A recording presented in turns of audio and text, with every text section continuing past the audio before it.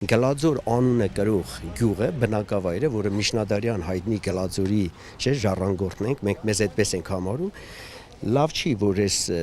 կարևոր նշանակության ճանապարհը տարիներ շարունակ ձգձգվում է ու լավ չի կարգավորվում։ Օրինակ այս ճանապարհը տանում է դեպի Սպիտակավոր Սուրբ Աստվածածին, որտեղ հանգչում է Գարեգին Նժդեհի այդ Սուրբ Շիրիմը։ Տարեկան հազարավոր զբոսաշրջիկներ, այցելուներ Հայաստանից, Երևանից, տարբեր մարզերից գալիս են ու այս ճանապարհով անցնելը բավականին դժվար է, հեշտ չի։ Գյուղատնտեսություն կարելի ասել գրեթե բացակայում է, չկա։ Այն մի քանի աշխատասեր ընտանիքներ շարունակում են իրենց հողը մշակել, չնայած որ ոռոգման խնդիր էլ չկա։ Ուղղակի գյուղացին ապրում է գյուղական բնակավայրում, բայց չի զբաղվում գյուղատնտեսությամբ։ Անասնապահությունը լրիվ կործանված վիճակում է, ես կասեի, անասնագլխականակը նվազել է շատ խիստ, էլի սխալ պետական քաղաքականության պատճառով։